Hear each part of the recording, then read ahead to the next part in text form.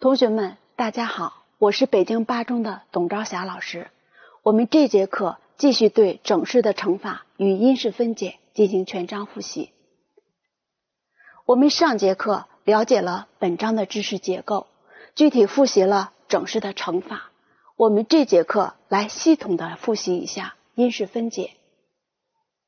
因式分解是与整式乘法方向相反的变形。整式乘法是把几个整式相乘，得到一个新的整式。因式分解是把一个多项式化成几个整式的积的形式。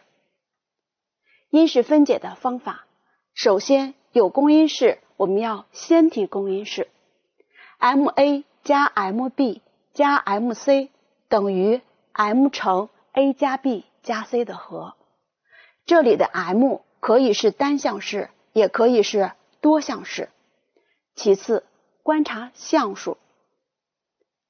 如果两项，考虑平方差公式；如果三项，考虑完全平方公式。最后，检查分解是否彻底。分解因式要分解到不能分解为止。完全平方公式中 a 与 b 的和或差的平方具有非负性，可以帮助我们解决一些问题。下面我们来看一道例题。下列个式中从左到右的变形属于因式分解的是。同学们注意审题，从左到右的变形属于因式分解。因式分解是把一个多项式化成几个整式的积的形式，也就是等式右边要化成几个整式的积的形式。我们来看选项 A。a 乘 a 加 b 减1的差等于 a 方加 ab 减 a。我们发现等式右边没有化成积的形式，所以不属于因式分解。选项 B。a 方减 a 减2等于 a 乘 a 减1的差减2。等式右边一部分化成了积的形式，而整体是没有化成积的形式的，所以也不属于因式分解。选项 C。负4a 方加 9b 方等于负 2a 加 3b 的和乘 2a 减 3b 的差。等式右边符合因式分解的形式，分解的是否正确呢？我们下面具体来看一下。负4a 方加 9b 方首项为负号，所以我们可以提取负号，剩下的式子是 4a 方减 9b 方，符合平方差公式的特征，所以等于负的 2a 加 3b 的和乘 2a 减 3b 的差，所以这个选项是正确的。当然，我们也可以利用整式乘法与因式分解是方向相反的变形来进行判断。选项 D。2x 加1等于 x 乘2加 x 分之1的和。等式的右边是积的形式，但是出现了分母中含有字母的式子，它是分式，不是整式，所以也不属于因式分解，所以这道题选 C。小节，判断变形是否属于因式分解，这个变形要符合因式分解定义的每一个条件。我们下面一起来看一道例题，分解因式。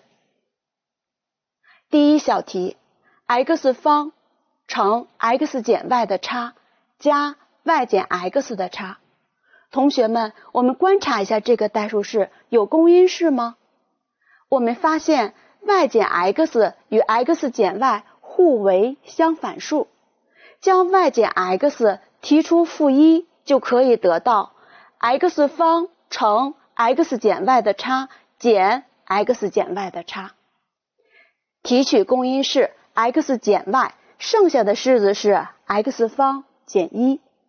而正好符合平方差公式的特征，所以等于 x 减 y 的差乘 x 加1的和乘 x 减1的差。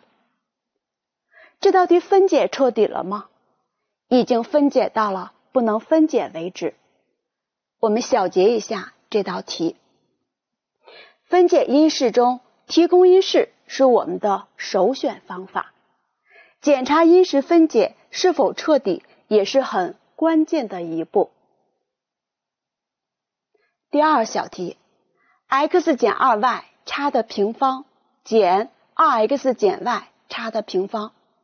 我们观察这个代数式，发现可以利用完全平方公式将其展开进行整理，就等于 x 方减 4xy 加 4y 方减括号 4x 方减 4xy 加 y 方，去括号合并同类项就得到负 3x 方加 3y 方。同学们，我们这道题做完了吗？我们看一下题目要求分解因式，负 3x 方加 3y 方不符合分解因式的形式。我们再来观察这个代数式，发现可以提取公因式负3，剩下的式子是 x 方减 y 方，符合平方差公式的特征，就等于负3乘 x 加 y 的和乘 x 减 y 的差。这道题还有其他的方法吗？我们再来观察一下这个式子，我们可以把 x 减 2y、2x 减 y 分别看作一个整体，它符合平方差公式的特征，就等于 x 减 2y 与 2x 减 y 的和乘 x 减 2y 与 2x 减 y 的差，去括号合并同类项就得到 3x 减 3y 乘负 x 减 y 的差。同学们，我们这道题做完了吗？我们发现 3x 减 3y 有公因是3，负 x 减 y 有公因是负1。看来我们还没有分解彻底，分别提取公因式就得到负3乘 x 减 y 的差乘 x 加 y 的和。小结一下这道题，通过观察代数式的特点，可以直接分解因式，也可以先整理然后再分解因式。巩固练习分解因式。第一小题 2a 减 b 差的平方加 8ab。 这个代数式我们不能直接分解因式，可以利用完全平方公式将其展开，等于 c 方减 4ab 加 b 方加 8ab， 合并同类项就得到 c 方加 4ab 加 b 方，符合完全平方公式的特征，所以就等于 2a 加 b 和的平方。第二小题 a 方加2和的平方减6乘 a 方加2的和加9。我们把 a 方加2看作一个整体，发现它符合完全平方公式的特征，所以就等于 a 方加2减3差的平方，合并同类项就得到 a 方减1差的平方。同学们，我们这道题分解彻底了吗？我们发现 a 方减1还符合平方差公式的特征，还能够继续分解因式，就等于 a 加1与 a 减1积的平方，利用积的乘方就得到 a 加1和的平方乘 a 减1差的平方。因式分解作为一种恒等变形，在解决问题中有着重要的作用。下面我们来看因式分解的运用。第一小题，已知 a 加 b 等于3， ab 等于2，求 a 的立方 b 加 2a 方 b 方加 ab 的立方的值。我们观察一下这道题，如果利用已知条件求出 ab 具体的值，那么这道题就可以解决了。就我们现在的知识而言，是求不出来的。我们再来观察一下，发现所求值的代数式形式比较复杂，我们就从这个条件来入手。我们再来观察一下，这个式子与已知条件的 a 加 b、ab 有什么关系呢？用 a 加 b 和 ab 如何来表示它呢？我们发现有公因式 ab， 可以提取公因式 ab， 剩下的式子是 a 方加 2ab 加 b 方，符合完全平方公式的特征，就等于 ab 乘 a 加 b 和的平方。那么这道题我们就解决了。下面我们一起来整理一下这道题的思路。a 的立方 b 加 2a 方 b 方加 ab 的立方等于 ab 乘 a 的平方加 2ab 加 b 的平方的和，等于 ab 乘 a 加 b 和的平方，加 a 加 b 等于3， ab 等于2，代入，原式等于2乘3的平方等于18。第二小题，若 x 方加 y 方减 2x 加 6y 加10等于0，求 x 加 y 的值。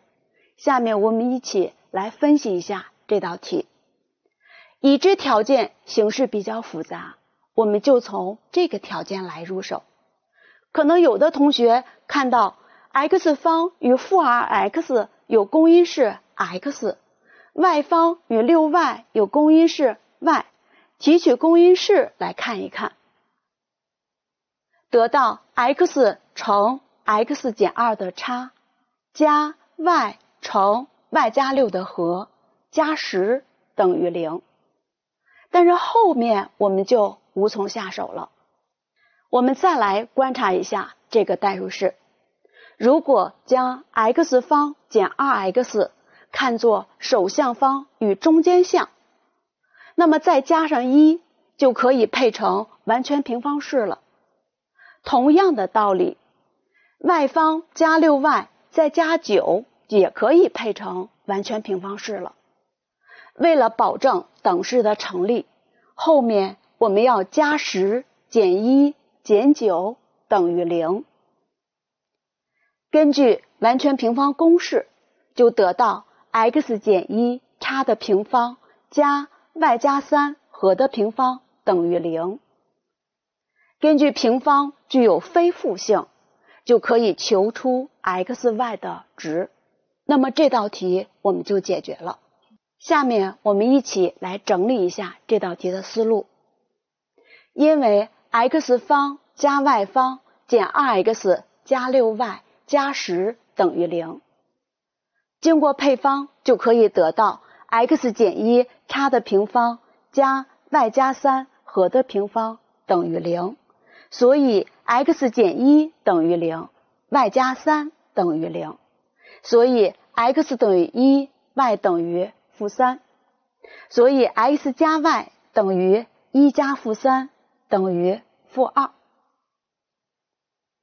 小结一下这两道题，通过观察题目中代数式的特征，从比较复杂的条件入手，利用分解因式进行计算或者化简，从而达到解决问题。同学们，我们这节课因式分解就复习到这儿，下面我们一起来看知识拓展。我们利用整式乘法的多项式乘多项式，可以得到 x 加 m 的和乘 x 加 n 的和等于 x 平方加 m 加 n 的和乘 x 加 mn。我们可以利用这个式子进行计算，令 m 等于2 n 等于3，就得到 x 加2的和乘 x 加3的和等于 x 平方加 5x 加6。因式分解是与整式乘法方向相反的变形，反过来我们就可以得到 x 方加 m 加 n 的和乘 x 加 mn 等于 x 加 m 的和乘 x 加 n 的和。由此我们可以发现，只要找到合适的 mn 值，就可以将二次项系数为1的二次三项式进行分解因式。关键是如何来找到合适的 mn 值呢？我们下面来看一组等式。第一个等式，我们发现等式的右边常数项正6是由等式的左边两个常数项正2、正3相乘得到的。第二个等式中，等式的右边正6也是由左边的两个常数项相乘得到。第三个等式、第四个等式，我们发现了同样的规律。由此可见，我们要确定的 mn 的积就是二次三项式的常数项。我们继续来观察这几个等式，发现第一个等式中，等式右边的一次项系数正5是由左边的两个常数项相加得到的。第二个等式中，右边的一次项系数-5也是由左边的两个常数项相加得到。第三个等式、第四个等式，同样我们可以发现这个规律。由此可见，我们要确定的 mn 值就是二次三项式的一次项系数。根据我们发现的这个规律，我们下面来分解因式。分解因式 x 方减 2x 减8。首先，我们将二次项系数1分成1乘1，并且竖着写。常数项-8可以分成1乘-8、-1乘8、2乘-4、-2乘4。一次项系数是-2，说明两个加数中绝对值较大的加数是负数，所以我们只要尝试1乘-8和2乘-4就可以了。将1乘-8和2乘-4竖着写。